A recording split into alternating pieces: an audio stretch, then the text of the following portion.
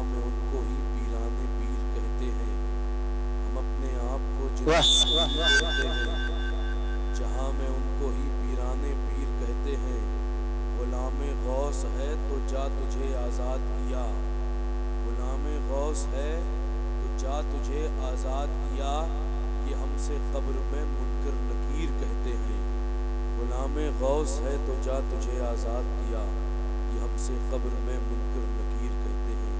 سامعین گرامی، بارگاہ مصطفیٰ میں عقیدت و محبت کے ساتھ درود پاک کا نذرانہ پیش کر لیجیے۔ اللہم صلی علی سیدنا شفیعنا نبینا مولانا صلاۃ و سلام علیک یا رسول اللہ، صلاۃ و سلام علیک یا حبیب اللہ صلی اللہ تعالی علیہ وسلم۔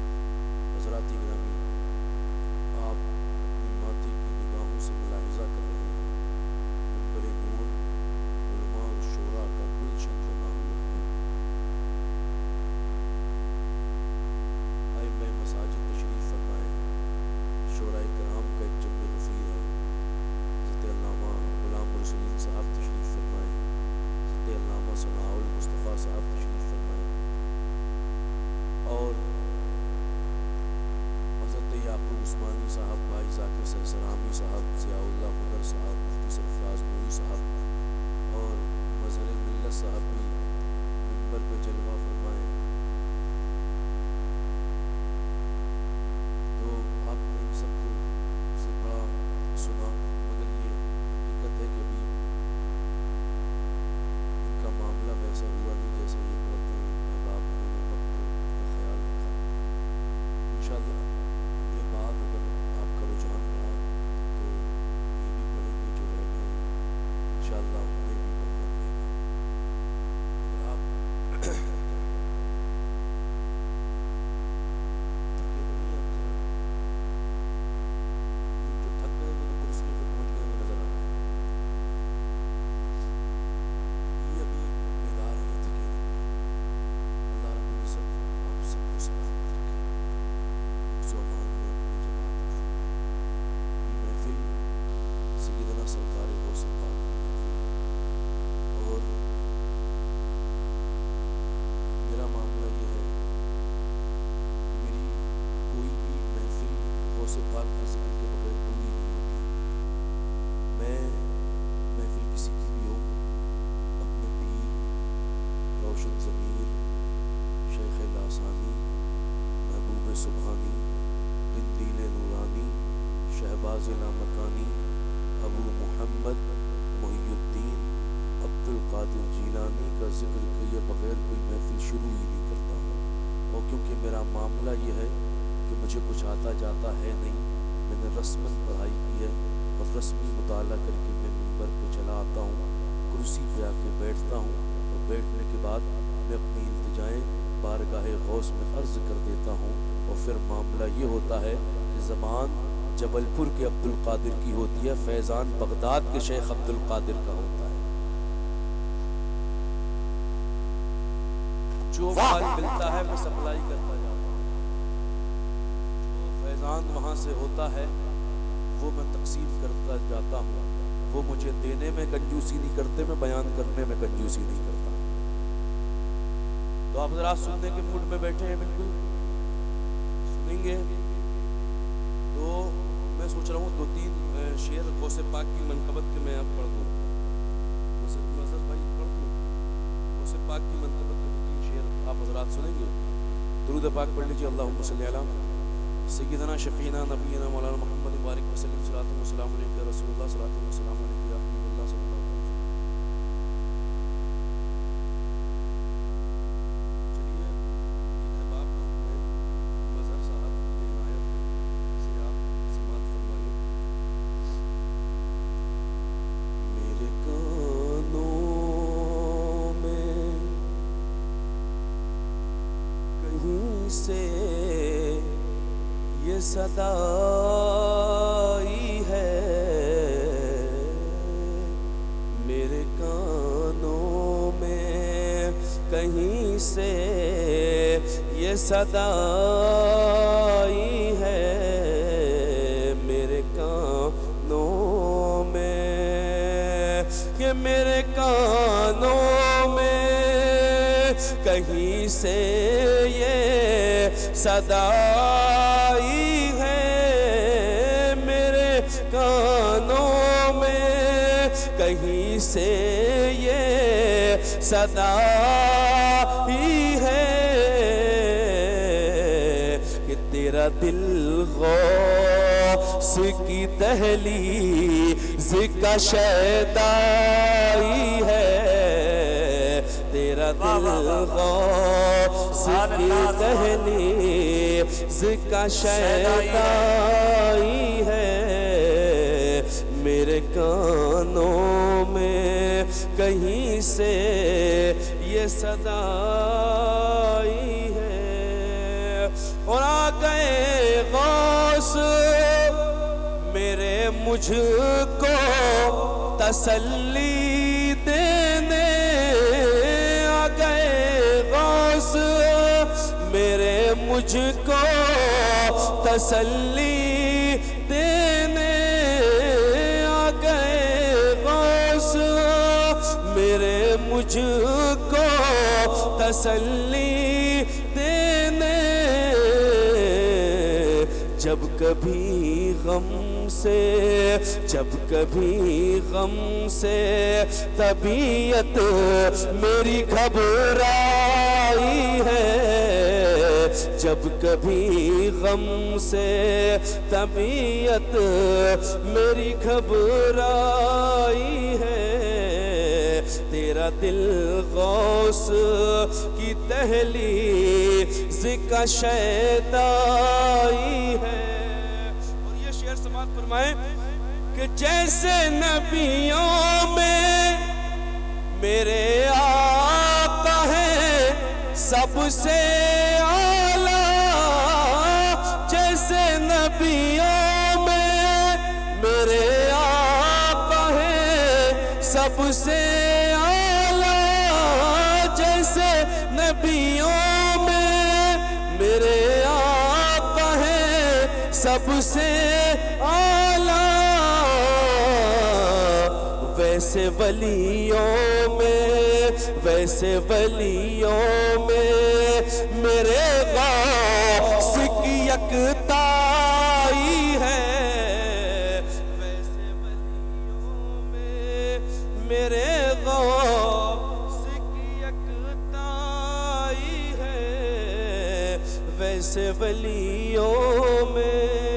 اور یہ آخری شعر سماعت فرما لیں کہ غوث کا نام ہی ہر درد کا درمان ہے میاں، غوث کا نام ہی، کہ غوث کا نام ہی ہر درد کا درمان ہے میاں، غوث کا نام ہی ہر درد کا درمان ہے میاں،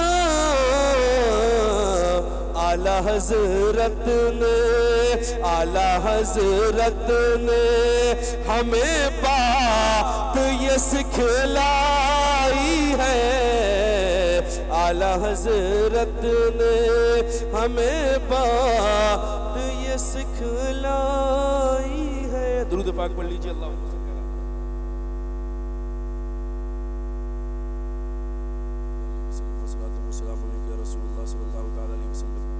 اللہ رے کیا بارگاہ غوث جلی ہے، مسکرا کے بول دیجئے سبحان اللہ، دل لگا کے بولیے سبحان اللہ۔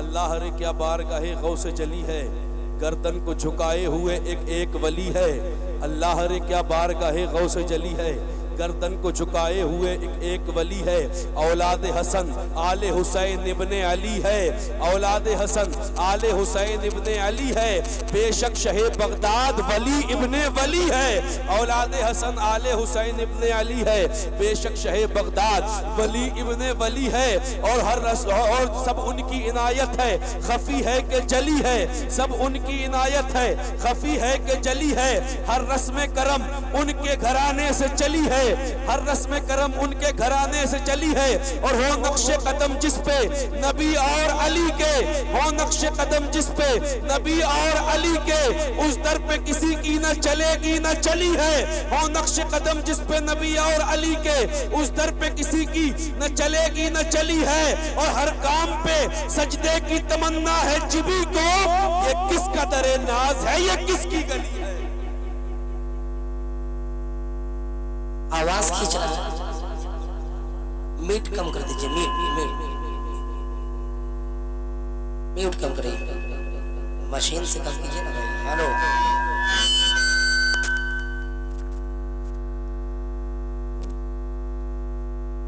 حضرات گرامی،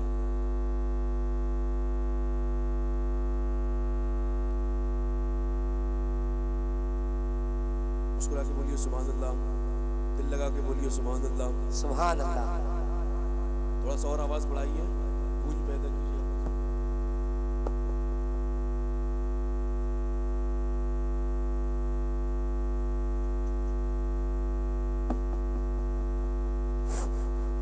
بولیے مسکرا کے سبحان اللہ۔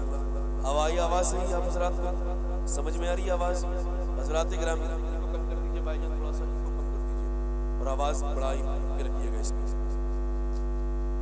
حضرات گرامی، آج آپ دیکھ رہے ہیں جشن غوث الورا شان اہل بیت کانفرنس کے نام سے یہ محفل کا انعقاد ہوا ہے۔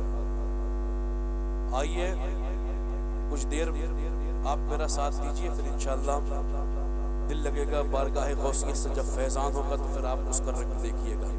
حضرات گرامی، اللہ رب العزت نے اس امت محمدیہ میں اور اس سے پہلی بھی امت میں بہت سارے اولیاء کرام کو مبعوث فرمایا۔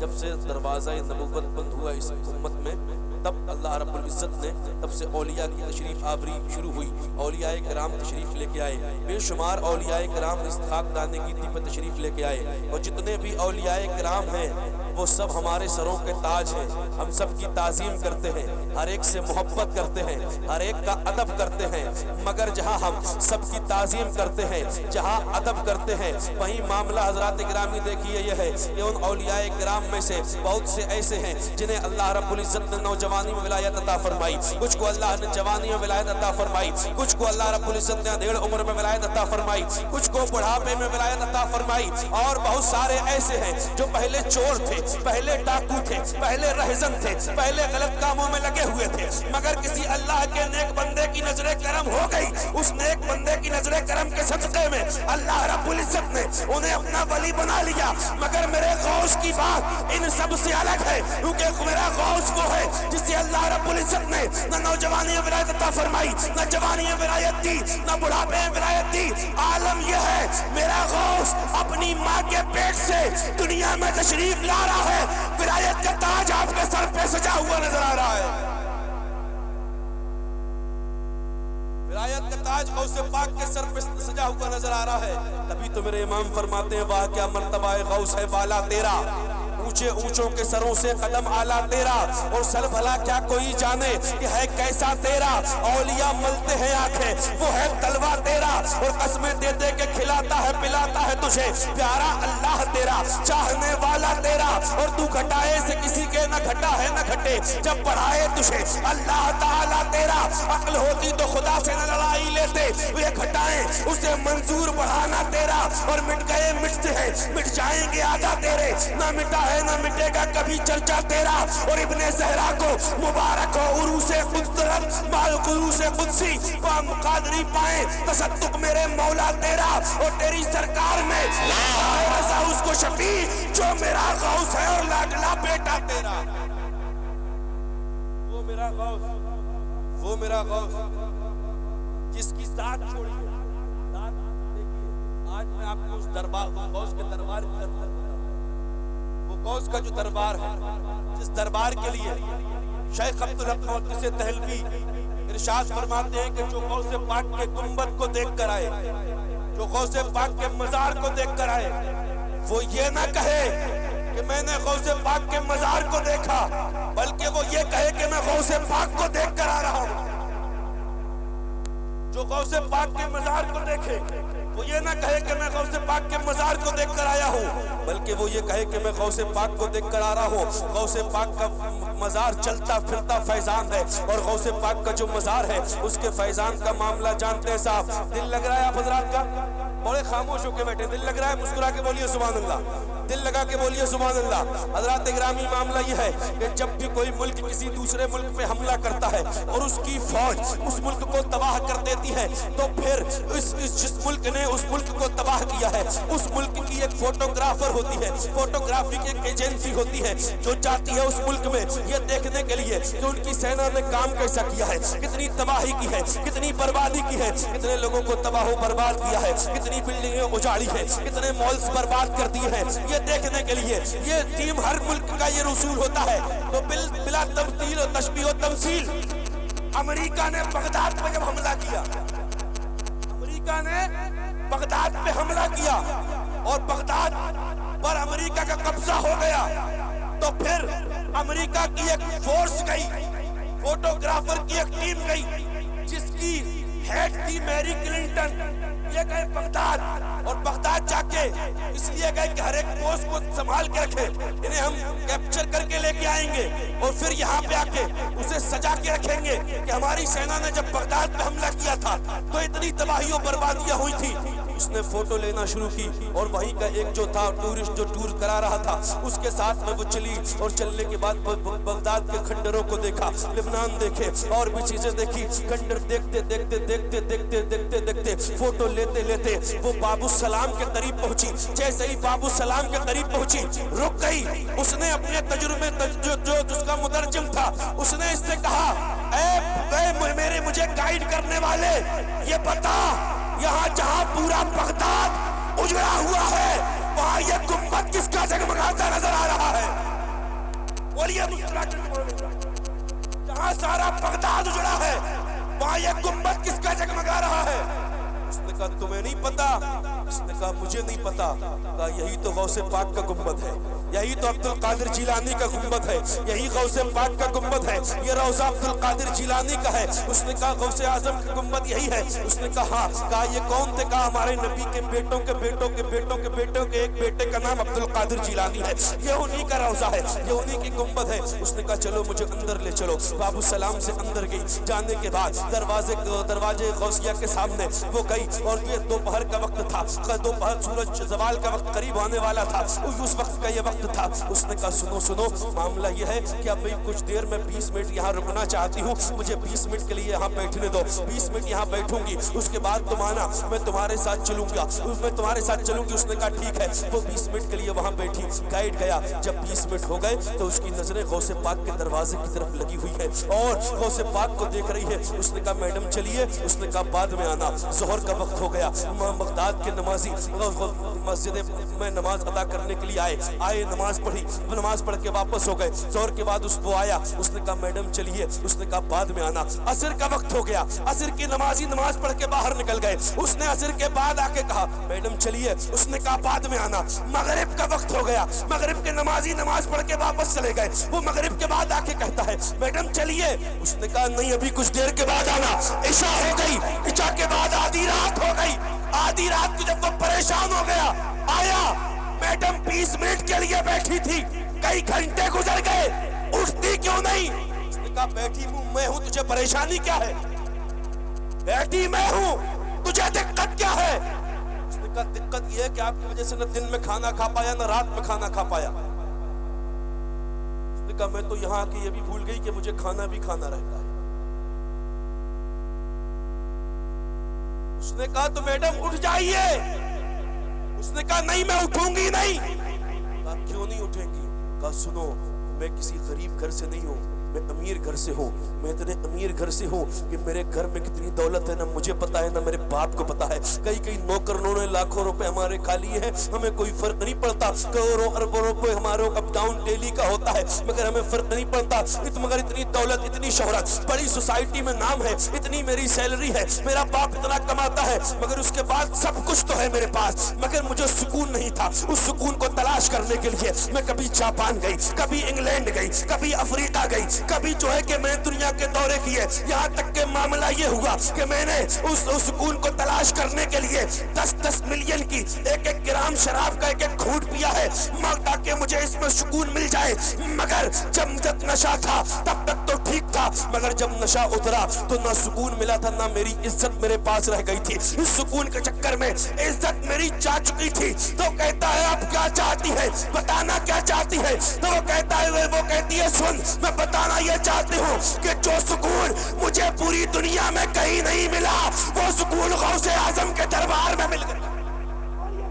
سبحان اللہ، دل لگا کے بولیے ہائے ہائے ہائے ہائے، واہ واہ واہ واہ،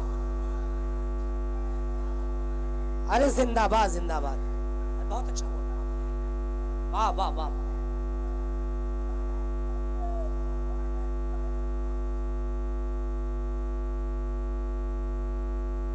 اس نے کہا جو سکون مجھے ساری دنیا میں نہیں ملا وہ سکون مجھے یہاں مل گیا اور اب میں اٹھوں گی نہیں۔ تو اس نے کہا کب اٹھو گی؟ کہا جب تک غوث پاک اپنا ہاتھ میرے ہاتھ میں نہ دے دے تب تک میں اٹھنے والی نہیں،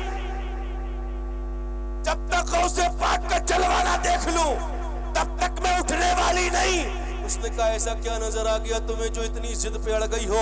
اس نے کہا سننا چاہتے ہو تو پھر سنو، معاملہ یہ ہے آج مجھے یہاں پہ سمجھ میں آ گیا کہ یہ جو غوث پاک ہے نا جو اس دربار میں اندر موجود ہے یہ نبی نہیں، نبی کے غلاموں کے غلاموں کے غلاموں کے غلاموں کے غلاموں کے غلام ہے۔ تو مجھے سمجھ میں آ گیا کہ جب غلام کے دربار میں اتنا سکون ہے تو مدینے کے امام کے دربار میں کتنا سکون ہوگا۔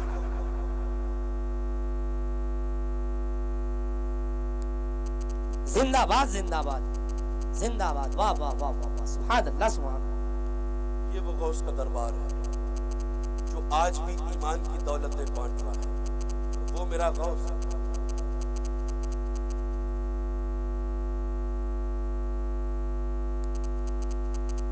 من لگ رہا ہے آپ حضرات کا؟ نہ مائک خراب اس کو چھوڑ دیں، ہاں مطلب یہ کہ ہمیں ذکر کرنے کے لیے مائک کی ضرورت ہوتی بھی نہیں، صرف محبتیں ٹائٹ ہونی چاہیے۔ بولیے مسکرا کے سبحان اللہ، دل لگا کے بولیے سبحان اللہ۔ وہ میرا غوث، وہ میری عظمتوں والا غوث۔ اور معاملہ کیا ہے، یہ وہ غوث جو ہے نا وہ میرے امام فرماتے ہیں، میرے امام اس غوث کے تعلق سے ارشاد فرماتے ہیں بندہ قادر کبھی قادر بھی ہے عبد القادر، بندہ قادر کبھی قادر بھی ہے عبد القادر، سر باطن بھی ہے ظاہر بھی ہے عبد القادر۔ اور وہ غوث کی عظمتیں کیوں نہ ہو، غوث پاک وہ مجموعے کا نام ہے جسے ایک طرف سے امام حسین کا فیض مل رہا ہے تو دوسری طرف سے امام حسن مجتبیٰ کا فیض مل رہا ہے۔ اہل بیت کا وہ فیض سیدنا سرکار غوث پاک کو مل رہا ہے، ایک طرف سے حسنی ہے ایک طرف سے حسینی ہے، اور اہل بیت کے وہ اہل بیت کا وہ فیضان غوث پاک کو ہے، اور وہ مرتبے اللہ رب العزت نے عطا فرمائے، وہ عظمت غوث پاک کو اللہ رب العزت نے عطا فرمائی، وہ رفعت غوث پاک کو اللہ رب العزت نے عطا فرمائی کہ غوث پاک فرماتے ہیں، کسی سے پوچھا غوث سرکار آپ کا مقام قیامت میں کیا رہے گا؟ غوث پاک فرماتے ہیں میرے مقام کی مت پوچھو، صرف اتنا سن لو یہ جو میرا قدم ہے یہ اس وقت تک رب کے سامنے سے ہٹے گا نہیں جب تک کہ ایک مرید کو جہنم سے نکال کے جنت میں نہ پہنچا دے۔ وہ حسنی حسینی غوث جسے امام حسن مجتبیٰ کا بھی فیضان مل رہا ہے اور امام حسین کا بھی فیضان مل رہا ہے، اور یہ شان اہل بیت بھی ہے۔ اور اہل بیت کے تعلق سے آج ابھی محرم میں بھی میری مگر اس میں شاید بہت ساری باتیں ہوئی تھی، اب آپ ذرا سماعت فرمائیں۔ یہ اہل بیت اس کی شان، اس کا مقام، اس کی رفعت، اس کی بلندی، آج لوگ میدان کربلا کے تعلق سے ایک سوال کرتے ہیں، وہ سوال کیا ہوتا ہے کہ اگر اتنی ہی طاقت تھی، اتنی ہی استطاعت تھی، اتنا ہی معاملہ تھا امام حسین کا تو کربلا میں پیاسے کیوں رہے؟ کربلا میں پانی کیوں نہیں منگا پائے؟ کربلا میں امام نے پانی کیوں نہیں منگایا؟ آپ نے اس کے بہت سے جواب سنے ہوں گے، ہر عاشق نے اپنے حساب سے جواب سنا، مگر میں کہتا ہوں کہ اے نادانو تم نے سوال بعد میں کیا اور میرے مصطفیٰ جواب پہلے دے کے چلے گئے۔ تم نے سوال بعد میں کیا، میرے مصطفیٰ جواب پہلے دے کے چلے گئے۔ اب جواب سننا چاہتے ہیں تو مسکرا کے بول دیجئے سبحان اللہ، دل لگا کے بولیے سبحان اللہ۔ دیکھیں میرے مصطفیٰ ہے ایک سفر میں صحابہ تشریف لے کے آتے ہیں، عرض کرتے ہیں یا رسول اللہ پانی ختم ہو گیا ہے، پانی ختم ہے۔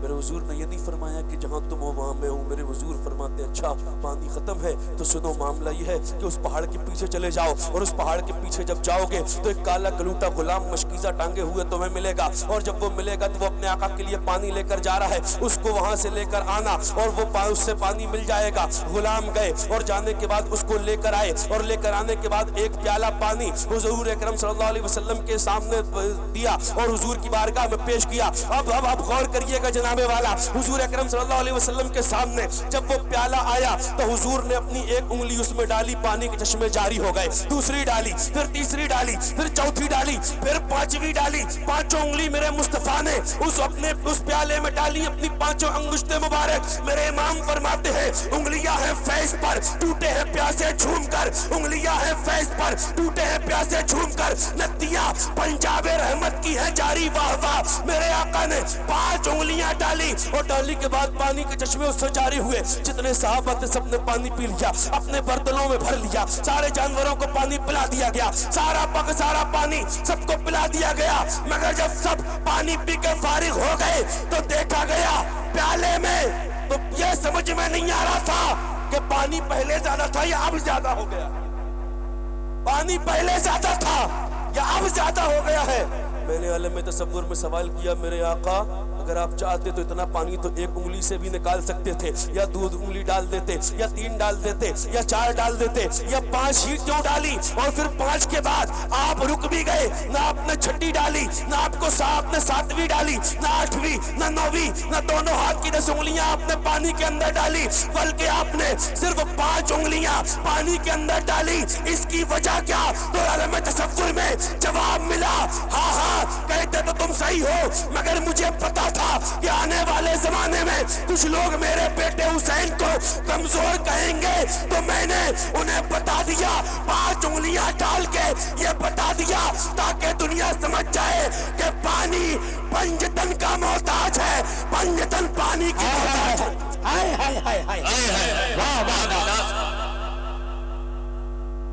سبحان اللہ، یہ اہل بیت ہے، وہ اہل بیت صاحب، اہل بیت کی جہاں ہم عظمتیں سنتے ہیں نا، وہیں ہمیں اہل بیت کی سیرت بھی دیکھنی چاہیے۔ امام حسن مجتبیٰ کے تعلق سے کسی نے حضرت مولا کائنات سے پوچھا، امام حضرت علی امیر المومنین آپ کے بیٹے حسن کیسے ہیں؟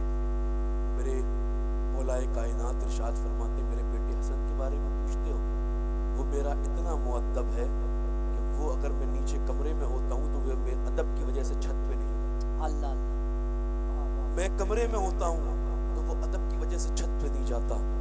امام حسن فرماتے میں نے اپنی امی کے ساتھ بیٹھ کے کبھی روٹی نہیں کھائی، کسی نے پوچھا کیوں نہیں کھائی، عرض کیا کیوں نہیں کھائی، تو جواب دیتے امام حسن میں نے اس لیے نہیں کھائی کہ کہیں ایسا نہ ہو کہ جدھر سے امی لقمہ اٹھانے والی ہو وہیں سے میں بھی لقمہ اٹھا دوں تو امی کے ہاتھ میں آنے والا لقمہ میرے ہاتھ میں آ جائے تو یہ میری امی کی عظمت کی توہین ہو جائے۔ ہم اہل بیت ہیں، ہم اہل بیت کے غلام ہیں، اور عالم کیا ہے ہمارا باپ ہمارے سامنے بات کرنے میں ڈرتا ہے، ماں ہم سے کچھ بات کہہ نہیں پاتی، کیونکہ ہم نے اتنی زبان دراز کیا کر کے رکھی ہے، ہم نے اتنا ڈرا کے انہیں رکھا ہے۔ آج ایک باپ اپنے بیٹے کے سامنے بات کرنے سے ڈرتا ہے۔ لوگ کہتے ہیں کہ ہم تو اپنے باپ کے بڑے فرما بردار، ہم مارتے تھوڑی اپنے باپ کو ہے۔ یار ماں باپ کو مارنے کے لیے ان پہ ہتھیار اٹھانا ضروری نہیں ہوتا۔ جب بچے نافرمان ہو جائیں نا، جب بچے ماں باپ کی بات نہ سنیں، جب بچے ماں باپ کی قدر کرنا چھوڑ دیں، جب بچے ماں باپ کی تربیت کا مذاق اڑا دیں، جب بچے ماں باپ کا مذاق سرعام اڑائے، جب بچوں کو اپنے دوستوں کی باتوں پر تو اعتماد ہو مگر ماں باپ کی باتوں پہ اعتماد نہ ہو، تو پھر تلوار سے مارنے کی ضرورت نہیں ہوتی، تمہارا یہ رویہ ہی ان کو مارنے کے لیے کافی ہے۔ اسی رویے کی بنیاد پر وہ ڈپریشن میں جاتے ہیں، اسی رویے کی بنیاد پر وہ جو ہے کہ ڈائبٹیز کے مریض ہوتے ہیں، اسی رویے کی بنیاد پر والدین کو ہارٹ اٹیک آتا ہے، اسی رویے کی بنیاد پر برین ہیمریج ہوتے ہیں، اسی رویے کی بنیاد پر میرے پیارے آج ماں باپ گھٹ گھٹ کے جی رہے ہیں، وہ موت مانگ رہے ہیں مگر انہیں موت نہیں مل رہی، تو میرے پیارے یاد رکھو آج وہ تمہارے گھر میں ہے، تب ان کی قدر نہیں۔ جس دن اپنے باپ کو اپنے ہاتھوں سے قبر میں اتار دو گے نا، تب سمجھ میں آئے گا باپ کس نعمت کا نام ہے۔ جس دن اپنی ماں کو اپنے ہاتھوں سے قبر میں رکھ کے آؤ گے، اس دن پتہ چلے گا ماں کس انمول دولت۔ اللہ اللہ اللہ، نعرہ تکبیر، نعرہ رسالت، عظمت والدین، عظمت والدین، نعرہ تکبیر۔ مگر ہمارا کیا صاحب، ہم سمجھتے ہیں ہم جوان ہیں، ہم طاقتور ہیں، ہمارے پاس دولت ہے، ہمارے پاس روپیہ ہے، ہم جو چاہیں وہ کریں۔ باپ تو بوڑھا ہو گیا میرے پیارے، تو بوڑھے باپ کو دیکھ رہا ہے، یہ بھول گیا وہ کس کے لیے بوڑھا ہوا ہے، یہ بھول گیا اس نے جوانی میں محنتیں کس کے لیے کی تھی، یہ بھول گیا تجھے آرام سے بستر پہ سلانے کے لیے وہ دن بھر پسینہ خون بہایا کرتا تھا، تیری اسکول کی کتابیں لینے کے لیے نہ جانے کتنوں کی گالیاں اس نے برداشت کی تھی، تجھے مٹھائی دلانے کے لیے نہ جانے کتنوں کا بوجھ اس نے اٹھایا تھا، تیری خوشحالی کے لیے نہ جانے کتنے دن تک بھوک اور پیاس میں جو ہے کہ اس نے کام کیا تھا۔ میرے پیارے، مارکیٹ سے نکلتا ہوا اپنی پسند کی چیزوں کو دیکھ کر بھی اپنی نظریں جھکا کے نکل جانے والا ہر آدمی کنجوس نہیں ہوتا، بلکہ وہ ایک باپ ہوتا ہے، کیونکہ اسے خوشیاں اپنی خوشی میں نہیں، اپنی اولاد، اگر وہ اولاد جو آج اپنے ماں باپ کو ستا رہی ہے، آج اپنے ماں باپ کو تڑپا رہی ہے، کیا سمجھتے ہیں صاحب آج آپ کے ماں باپ بوڑھے ہیں نا، کل آپ بوڑھے نہیں ہوں گے، آپ کو بڑھاپا نہیں آنا، آپ کے بالوں میں سفیدی نہیں آنا، آپ کو بوڑھا نہیں ہونا۔ میرے پیارے بچے وہ نہیں کرتے جو آپ کہتے ہو، بچے وہ کرتے ہیں جو آپ کو کرتا ہوا دیکھتے ہیں۔ آج اپنے ماں باپ کو ستانے والوں، اپنے ماں باپ پہ ظلم و ستم ڈھانے والوں، شرم نہیں آتی ان پہ گرج دکھا رہے ہو جنہوں نے تمہیں بولنا سکھایا؟ آج تمہاری بڑی شہرت ہے، بڑا نام ہے، بڑے جاننے والے ہیں، ایک غرور آ گیا ہے، ذرا سی تکلیف میں آئیں گے فلاں دوست ہمارا سپورٹ کرے گا، ذرا سی تکلیف میں آئیں گے فلاں ہمارے ساتھ کھڑا ہوگا۔ مجھے بتاؤ جب تمہیں بولنا نہیں آتا تو روتے تھے ڈاکٹر کے پاس لے کے جانے والا کون سا تمہارا دوست؟ تمہارا باپ تھا جو تمہیں آدھی رات میں ڈاکٹر کے پاس لے کے جاتا تھا، تمہارا باپ تھا جو ساری رات تمہیں جو ہے کہ گرمی دلاتا تھا اور ٹھنڈ سے بچاتا تھا، یہ تمہارا باپ تھا جو تمہاری وجہ سے دوسروں سے لڑائی لیتا تھا، یہ تمہارا باپ تھا۔ میرے پیارے آج کا دور نہیں ہے، میں آپ کو حضور کا زمانہ دکھاتا ہوں۔ ایک شخص، ایک نوجوان آیا حضور کی بارگاہ میں اور آ کے کہتا ہے، عرض کرتا ہے یا رسول اللہ میرے باپ کی شکایت لے کے آیا ہوں۔ حضور نے غور سے دیکھا، فرماتے اپنے باپ کی شکایت لے کے آیا؟ عرض کرتا یا رسول اللہ ہاں۔ حضور نے فرمایا کیا ہوا؟ عرض کرتے حضور میرے باپ کو سمجھا دے، میرا باپ میری کمائی میری اجازت کے بغیر خرچ کر دیتا ہے۔ حضور نے کہا بیٹھ جا۔ حضور نے فرمایا ایک صحابہ سے جاؤ، ایک صحابی سے فرمایا جاؤ ان کے والد کو بلا کے لاؤ۔ ان کے والد کو بلانے کے لیے صحابی پہنچے، دروازہ کھٹکھٹایا، بزرگ نے آواز دی، کون؟ کہا میں صحابی رسول فلاں ہوں، باہر تشریف لے کے آئے۔ جیسے ہی وہ باہر تشریف لانے سے پہلے انہوں نے فرمایا کس لیے بلا رہے ہو؟ کہا چلو آپ کو اللہ کے رسول نے بلایا۔ کہا کس لیے بلایا؟ حضور نے کیوں یاد فرمایا؟ تو جواب دیتے ہیں آپ کے بیٹے نے آپ کی شکایت کی۔ کلیجہ پھٹ گیا، میرے بیٹے نے میری شکایت حضور سے کر دی، حضور کی بارگاہ میں میری شکایت کر دی۔ میرے بیٹے نے کیا کر دی شکایت؟ وہ کہتے ہیں آپ کے بیٹے نے آپ کی شکایت کی ہے کہ آپ اسی کمائی بغیر اس کی اجازت کے خرچ کر دیتے ہیں۔ جو غم جو تھا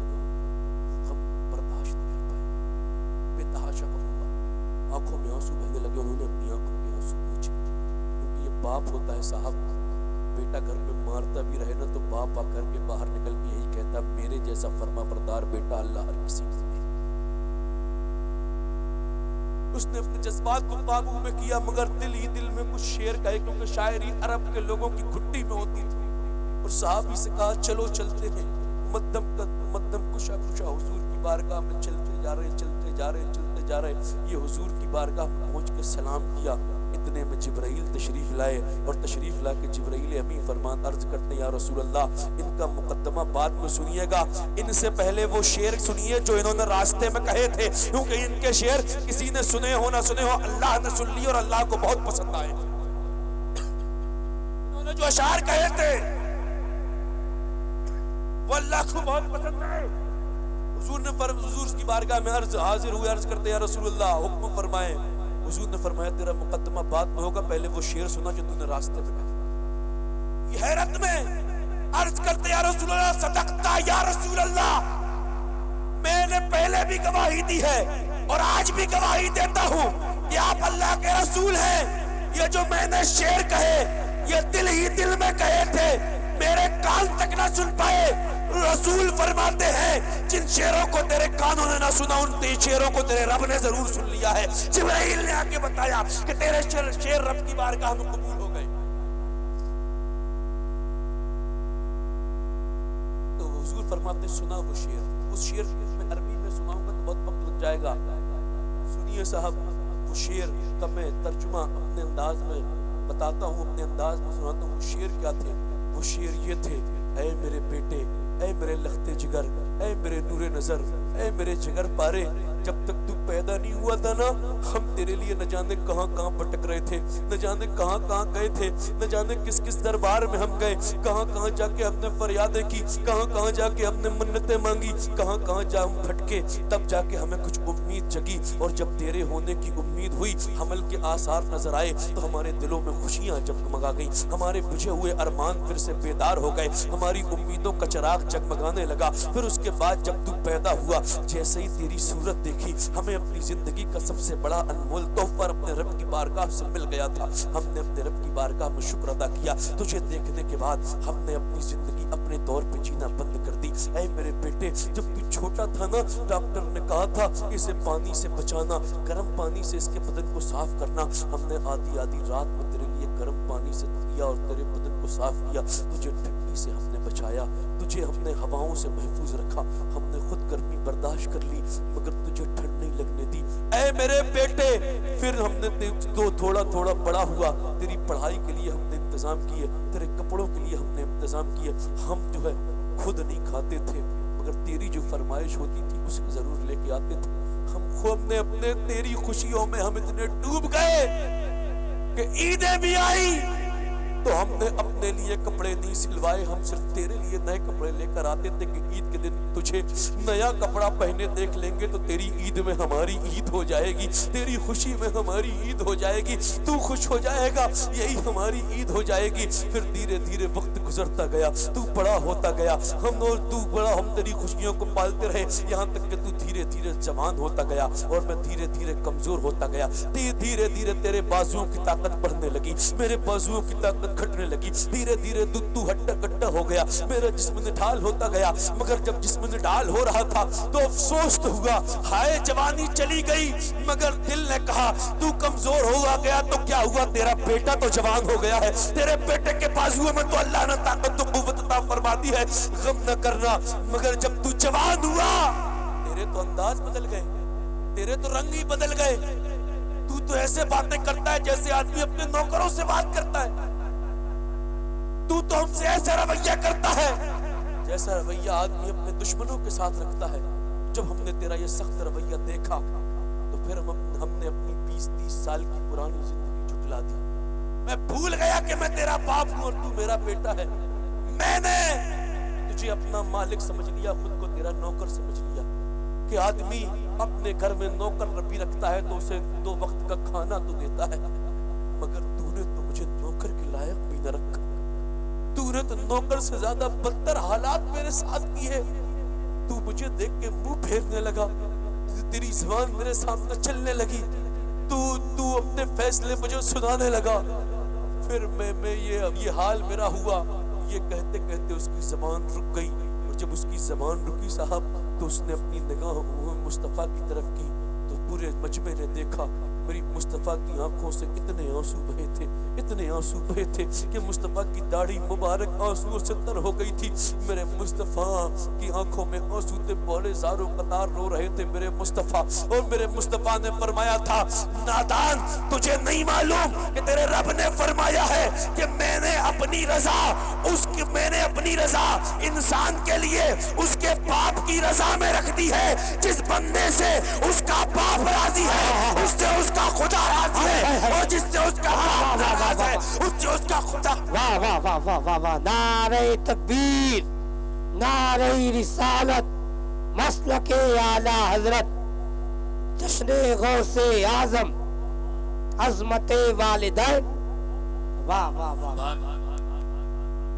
حضور فرماتے ہیں تو کہتا ہے کہ یہ تیرا مال تیری اجازت کے بغیر خرچ کر دیتا ہے۔ حضور فرماتے ہیں سن، انتا و مالکا لابیکا، کہ تو اور تیرا باپ دونوں تیرے باپ کے ہیں۔ نہ تو تیرا اپنا ہے، نہ تیرا پیسہ تیرا اپنا ہے، تو بھی اپنے باپ کا ہے، تیرا مال بھی تیرے باپ کا ہے۔ اور میرے مصطفیٰ فرماتے ہیں سن، اگر تو چاہتا ہے کہ قبر میں سکون سے رہے، تو چاہتا ہے کہ میدان حشر میں سکون سے رہے، تو پھر اپنے باپ کے سامنے کبھی بدتمیزی نہیں کرنا، کیونکہ جو باپ کے نافرمان ہوتے ہیں نہ قبر میں سکون پاتے ہیں، نہ میدان حشر میں جنت۔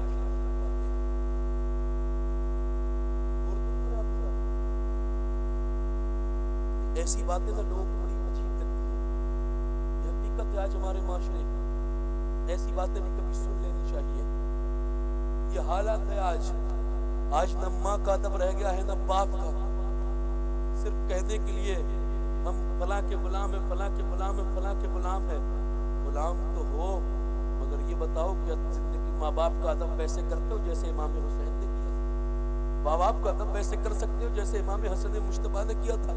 یار ماں کے ادب کی بات چھوڑیں، جس غوث کی محفل سجا کے بیٹھے ہیں، ایک وعدے کے لیے غوث نے اپنے 40 درہموں کو ظاہر تو کر دیا تھا، مگر اپنے ماں کے جو کیے ہوئے وعدے کو توڑا نہیں تھا۔ اور ماں سے کیا ہوا وعدہ جب غوث پاک نے نبھایا تھا، نہ جانے کتنے ڈاکوؤں کو کلمہ پڑھا کے مسلمان اور توبہ کرا کے اللہ کا ولی بنا دیا۔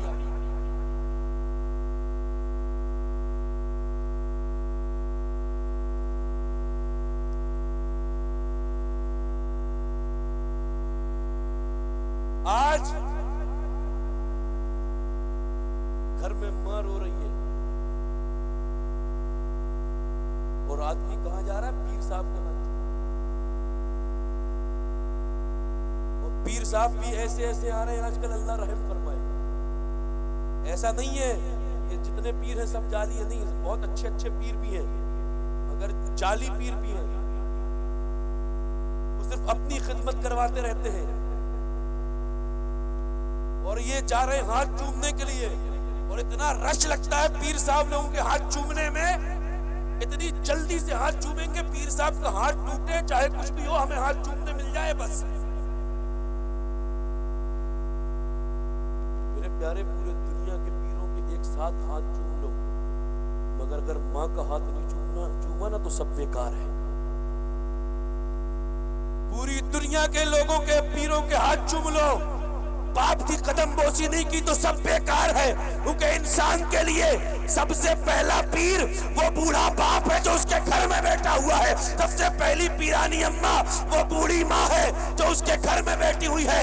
اگر ان کا ادب کرو گے تب تو پیر کا بھی فیضان ملے گا، اور اگر ماں باپ کو ستایا تو پیر نہیں، بڑے سے بڑے پیر کی خدمت کرو، نہ دنیا میں کوئی فائدہ ملے گا نہ آخرت میں کوئی۔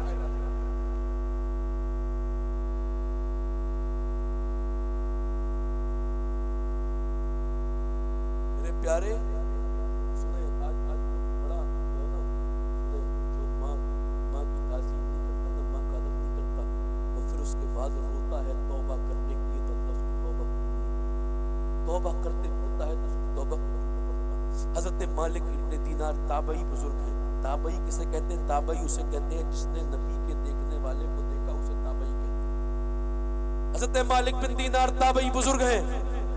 وہ تابعی بزرگ حج کرنے کے لیے گئے، لاکھوں کا مجمع، ایک ساتھ لاکھوں لوگوں نے شریف میں طواف کیا۔ طواف کیا تو رات میں طواف کرنے کے بعد حضرت مالک بن دینار وہیں صحن کعبہ میں آرام کرنے لگے. ہاتف غیبی سے آواز آئی. سوال کیا تھا حضرت مالک بن دینار نے تعجب کر کے کہ اتنے سارے لوگ آئے ہیں، کیا اللہ نے ان سب کا حج قبول کر لیا؟ تو خواب میں ہاتف غیبی سے آواز آئی، اے مالک ابن دینار، اگر اللہ سب کا حج قبول کر لے تو تجھے پریشانی کیا ہے، تجھے تعجب کیا ہے؟ ہاں تیرے رب نے سب کا حج قبول کر لیا ہے سوائے ایک کے، اور اس کا نام محمد بن ہارون بلخی ہے جس کا حج قبول نہیں ہوا. صبح ہوئی، صبح اٹھے مالک بن دینار، اور پھر مکہ شریف میں کیمپ سب کے الگ ہوتے ہیں، یہ انڈیا والوں کے ہیں، یہ پاکستان والوں کے ہیں، افغانستان والوں کے، امریکہ والوں کے، سب کے الگ الگ کیمپ ہوتے ہیں. وہ بلخ کا کیمپ پتہ کرتے ہوئے چلے گئے. بلخیوں کے پاس پہنچے تو انہوں نے پوچھا، اے بلخیوں، محمد بن ہارون کون ہے تم میں سے؟ کسی نے کہا، اے آنے والے ان کا نام ادب سے لینا. کہا کیوں؟ کہا ایسا ویسا آدمی ہے محمد بن ہارون بلخی کافر؟ کہا اس جیسا آدمی پورے بلخ میں نہیں، اتنا متقی آدمی پورے بلخ میں نہیں دیکھا. کہا وہ ہے جس نے 40 سال سے مسلسل روزے رکھے، جو 40 سال تک راتوں میں کبھی سویا نہیں، 40 سال سے رات بھر نفلیں پڑھتا ہے، اور یہ 40واں سال ہے جب وہ بلخ سے پیدل چل کے حج کرنے کے لیے آیا. 40 حج اس نے پیدل کیے ہیں. حضرت مالک بن دینار نے جب یہ سنا تو حضرت مالک بن دینار حیرت میں پڑ گئے کہ اتنا متقی آدمی، اور رب فرماتا ہے کہ میں نے اس کا حج قبول نہیں کیا. کہا بتاؤ تو کہاں ہے؟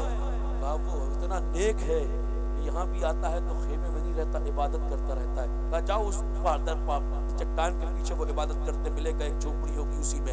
یہ گئے وہاں، دیکھا تو نماز پڑھ رہے تھے، نماز پڑھ رہے، یہ پیچھے کھڑے ہو گئے، ان کا منہ ادھر ہے، یہ پیٹھ کی طرف کھڑے ہیں مالک بن دینار. جیسے ہی انہوں نے سلام کیا تو انہوں نے سلام پھیرا نماز سے محمد بن ہارون بلخی نے، تو مالک بن دینار نے سلام کیا، السلام علیکم یا محمد ابن ہارون. تو انہوں نے سر نہیں گھمایا، ادھر چہرہ نہیں گھمایا، بغیر دیکھے جواب دیا، وعلیکم السلام یا مالک بن دینار. ان کی حیرت بڑھ گئی کہ اس کا پاور اتنا، یہ بغیر دیکھے مجھے جانتا ہے کہ میں مالک بن دینار ہوں. وہ پلٹے اور پلٹ کے کہا، مالک بن دینار کیسے آنا ہوا؟ تو حضرت مالک بن دینار نے جواب دیا، بس ایسے ہی ملاقات کے لیے آیا.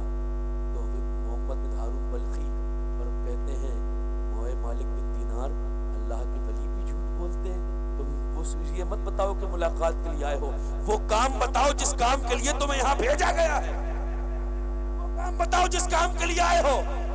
مالک بن دینار نے کہا، کس کام کے لیے آیا ہوں؟ محمد بن ہارون بلخی کہتے ہیں، تم مجھے یہ بتانے کے لیے آئے ہو کہ اس سال پھر میرے رب نے میرا حج رد کیا، پھر میرے رب نے میرا حج قبول نہیں کیا. مالک بن دینار حیرت میں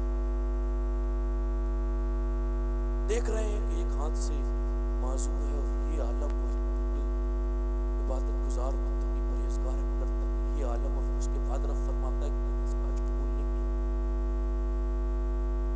تو پھر مالک بن دینار نے فرمایا، ہاں سچ کہہ رہے ہو، میں اسی لیے آیا ہوں. کہا مالک بن دینار، خدا سے کہو کہ مجھے معاف کر دیں، 40 سال ہو گئے مجھے حج کرنے آتے ہوئے، میں جیسے ہی حج کے سارے ارکان ادا کرتا ہوں، اخیر رکن رہتا ہے کہ اس سے پہلے اللہ کسی نہ کسی اپنے بندے کو بھیج دیتا ہے، اے میرے بندے جا اور اس کو بتا دے کہ اس کا حج جو ہے کہ قبول نہیں ہوا، رد کر دیا گیا. تو مالک بن دینار نے فرمایا کہ بتا تو نے ایسا کون سا گناہ کیا جس کی وجہ سے اللہ تیرا حج قبول نہیں کر رہا، تیری توبہ قبول نہیں فرما رہا ہے؟ تو وہ کہتا ہے، مالک بن دینار، نہیں میرا گناہ مت سنو، بڑا گنہگار ہوں، بڑا پاپی ہوں، بہت بڑا گناہ ہوا ہے مجھ سے، میرے گناہ مت سنو، اگر میرے گناہ تم سن لیے تو تم بھی مجھ سے نفرت کرنے لگو گے. اس نے مالک بن دینار نے کہا تھا، نہیں مجھے بتاؤ تم نے کیا گناہ کیا ہے. جب انہوں نے بہت اصرار کیا، بہت ضد کی، تو پھر محمد بن ہارون بلخی نے اپنا گناہ بتایا. کہا سنو، اگر سننا ہی چاہتے ہو تو پھر سن لو. معاملہ یہ ہے کہ میں ایک رئیس گھرانے میں پیدا ہوا، بچپن میں میرے والد کا انتقال ہو گیا، ماں نے بڑی محبت اور شفقت کے سائے میں مجھے پالا، مگر میں جیسے ہی نوجوانی کی دہلیز میں گیا، مجھے برے دوستوں کی صحبت لگ گئی، برے دوستوں کی سنگت مجھے لگ گئی، اور برے دوستوں کی جب سنگت لگی تو سنگت نے مجھے نشے کا عادی بنا دیا، اور میں نشے کا عادی ہو گیا، اور ایسا عادی ہوا کہ رمضان کے مہینے میں بھی میں شراب پینے لگا. رمضان کا روزہ تھا، عصر کا وقت تھا، شراب پی کے میں اپنے گھر آیا، میری ماں روٹی سی بنا رہی تھی، میں اپنے گھر میں لڑکھڑاتے آیا، ماں نے دیکھا، ماں نے کہا بے غیرت شرابی، تجھے اتنا بھی خیال نہیں کہ آج رمضان ہے اور عصر کا وقت ہے، اس وقت میں تو روزے دار ادب کر لیتا، اس وقت میں تو شراب پی کے رستے بھر جھومتا نہ آتا۔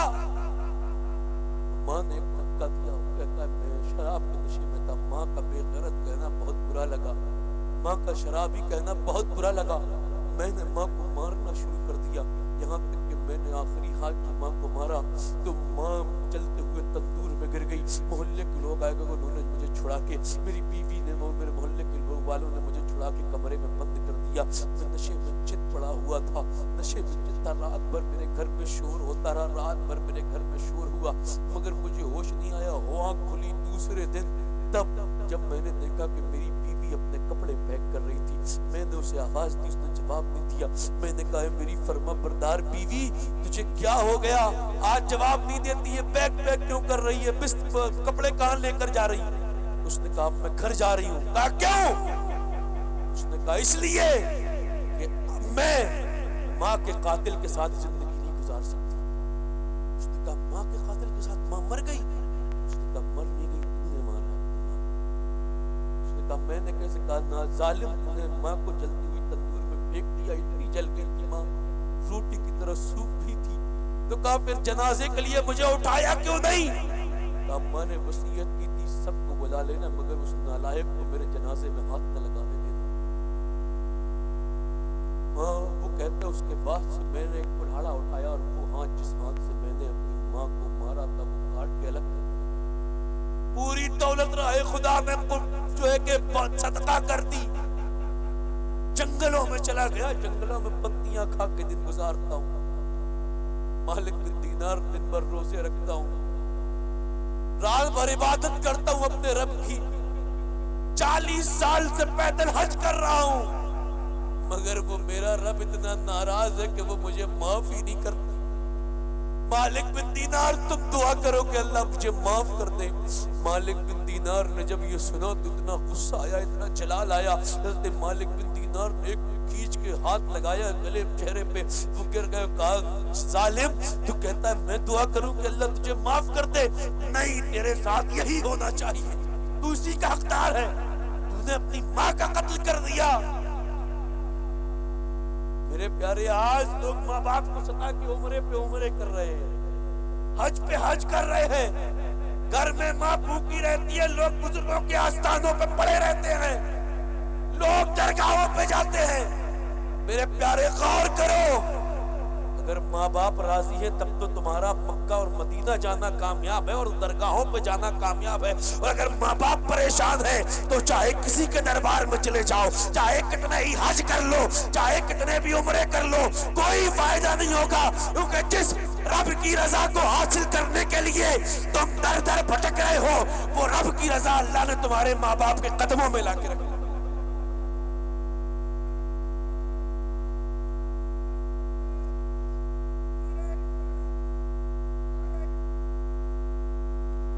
وہ اللہ نے اپنی رضا تمہارے ماں باپ کی رضا میں لا کے رکھ دی ہے۔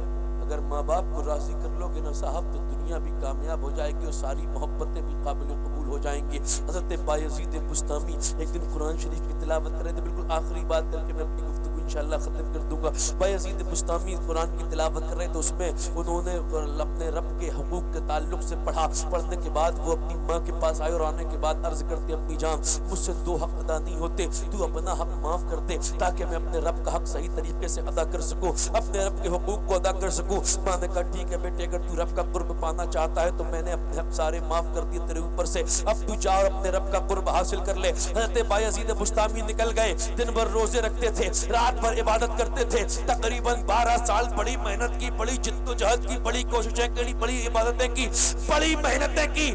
12 سال کے بعد اپنے شہر رات میں گزر رہے تھے تو کہا 12 سال ہو گئے ماں کی شکل نہیں دیکھی، چلو آج والدہ کی زیارت کر لیتے ہیں۔ ماں کے پاس جاتے، رات میں گئے، دروازے پہ خیال آیا کہ دروازے پہ ہے، رات آدھی رات ہے، اس وقت میں ماں کو نہ اٹھایا جائے، یہ اتنے دیروں کے بعد تو آیا ہوں، اتنے سالوں کے بعد، اس کے بعد بھی میں نے اپنی ماں کو پریشان کر دیا، اس لیے نہ اٹھایا، بلکہ جب تہجد کا وقت ہو گیا اور نالی سے پانی بہنے کی آواز آنے لگی، سمجھ میں آ گیا کہ امی جان تہجد کی نماز ادا کرنے کے لیے اٹھی ہے، انتظار کرنے لگے کہ اب نماز پڑھ رہی ہوں گی، اور جب پتہ اندازہ ہو گیا کہ اب امی جان نماز سے فارغ ہو گئی ہوں گی تو دروازہ کھٹکھٹایا۔ جیسے ہی بایزید بستامی نے دروازہ کھٹکھٹایا، اندر سے امی فرماتی ہے بیٹے بایزید آ گئے۔ ماں ہوتی ہے، فرماتی بیٹے بایزید آ گئے۔ دروازہ کھولا، عرض کرتے امی جان آپ کو کیسے پتا چلا کہ آدھی رات میں آپ کا بیٹا بایزید ہے؟ تو امی فرماتی بیٹے یہ ماں کا دل ہے، بیٹا آئے اور ماں کے دل کو ٹھنڈک نہ پہنچے ایسا ہو ہی نہیں سکتا۔ ماں نے پوچھا بیٹے بایزید کس لیے گئے تھے؟ جواب دیا امی جان رب کا قرب حاصل کرنے۔ فرماتی امی جان بیٹے رب کا قرب ملا؟ عرض کرتے امی جان ابھی تک نہیں ملا، دن بھر روزے رکھتا ہوں، رات میں عبادت کرتا ہوں، ابھی تک نہیں ملا۔ ماں نے اتنا سنا تھا اپنے ہاتھ وہیں دعا کے لیے اٹھا دی، عرض کرتی میرے مولا دیکھ میرا بیٹا کب سے تیرا قرب حاصل کرنے کے لیے پریشان ہے، کوششیں کر رہا ہے، محنتیں کر رہا ہے، 12 سال تک جنگلوں میں رہا میرے مولا، اس نے محنتیں کی، میرے مولا اب تو میرے بیٹے کو اپنا قرب عطا فرما دے۔ ابھی یہ دعا ماں نے کی تھی کہ بایزید فرماتے ہیں ماں کے ہاتھ ابھی نیچے نہ آئے تھے کہ جو 12 سال میں نہیں ملا وہ ماں کی ایک دعا میں خدا کا قرب مجھے حاصل۔ مجھے تب سمجھ میں آیا کہ جس خدا کو میں جنگلوں میں تلاش کر رہا تھا وہ تو میری ماں کی دعاؤں میں۔ میرے پیارے جس رب کی رضا کو باہر تلاش کر رہے ہو نا وہ باہر نہیں، وہ آپ کے گھر میں ہے، اور یہ ماں باپ بڑے رحم دل ہوتے ہیں، یہ معاف کر دیتے ہیں۔ وہ واقعہ میں پورا کر دوں، مالک ابن دینار نے جب اسے مارا اور مار کے آ گئے، جب رات میں سوئے نا تو خواب میں اللہ کے رسول تشریف لے کے آئے، اور اللہ کے رسول تشریف لا کے ارشاد فرماتے ہیں اے مالک بن دینار اللہ کے بندوں کو اس کی رحمت سے مایوس کیوں کرتے ہو؟ مالک بن دینار نے جواب دیا یا رسول اللہ میں نے کسے مایوس کیا؟ کہا ابن ہارون بلخی کو تم نے مایوس کیا ہے۔ عرض کرتے سرکار ماں کا قاتل ہے وہ کیسے بخشا جائے گا؟ حضور فرماتے ہیں اسی ماں کے صدقے میں بخشا جائے گا، جس ماں کو قتل کیا اسی کے صدقے بخشا جائے گا۔ عرض کرتے یا رسول اللہ بتا دے کیسے بخشا جائے گا؟ تو میرے مصطفیٰ فرماتے سن قیامت کا دن ہوگا، اس کی ماں رب کے حضور کھڑی ہوگی، مقدمہ قائم کرے گی، عرض کرے گی مولا اس سے پوچھا جائے کون سی خطا کی تھی میں نے اس کے ساتھ، کون سی غلطی کی تھی؟ میرے شوہر کے انتقال کے بعد میں نے اس کے لیے اپنی زندگی گزاری، اسے میں نے پالا، اس کی پرورش کی، اس نے کس غلطی کی سزا میں مجھے مارا؟ بیٹے کا سر جھکا ہوگا، رب فرمائے گا بتا کس لیے مارا ہوں، اس کے پاس کوئی جواب نہ ہوگا، سر جھکا کے کھڑا ہوگا، رب فرمائے گا اے میرے فرشتوں اسے لے کر جہنم میں جاؤ، جہنم میں جاؤ۔ فرشتے جب جہنم میں لے کر جا رہے ہوں گے نا تو پھر وہ چیخے گا، پھر وہ روئے گا، عرض کرے گا امی جان ہاں میں نے غلطی کی ہے، میں نے مجھ سے خطائیں ہوئی ہیں، میں نے بہت بڑا جرم کیا ہے، مگر میری ماں میں تیرا وہی بیٹا ہوں جسے تو دنیا میں چنگاری کے قریب نہیں جانے دیتی تھی، آج دیکھ یہ مجھے کھینچ کے جہنم کی طرف لے جا رہی ہے، تیرے بیٹے کو جہنم کی آگ میں جلائیں گے، یہ تیرے بیٹے کو جہنم کے شعلوں میں بھڑکائیں گے، یہ تیرے بیٹے کو جہنم کا ایندھن بنا دیں گے۔ اے میری ماں کیا تو اپنے بیٹے کو جہنم میں جلتا ہوا دیکھ لے گی؟ میرے حضور فرماتے ہیں کہ جب بیٹا اس طریقے سے فریاد کرے گا تو وہ ماں رب کے حضور عرض کرے گی میرے مولا میں نے اپنے بیٹے کو معاف کر دیا، تو بھی اسے معاف کر دے، میں نے اس کی خطائیں معاف کر دی، تو بھی اس کی خطائیں معاف کر دے۔ تو میرے پیارے یہ والدین کی محبت ہے، مگر میرے پیارے کیا ضرورت ہے کہ ہم والدین کو ستائیں؟ کیا ضرورت ہے کہ یہ فریادیں ہمیں قیامت میں کرنا پڑے؟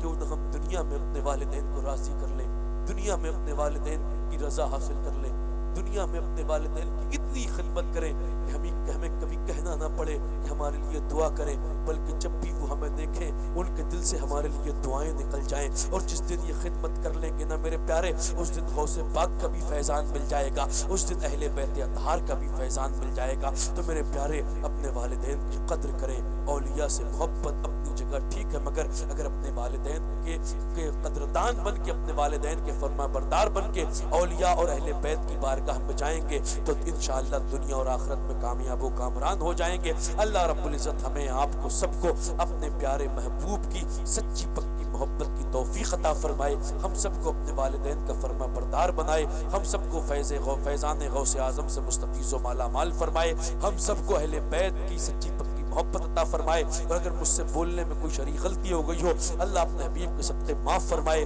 استغفر اللہ ربی من کل ذنب واتوب الیہ. واخر دعوانا ان الحمد للہ رب العالمین. السلام علیکم ورحمۃ اللہ وبرکاتہ.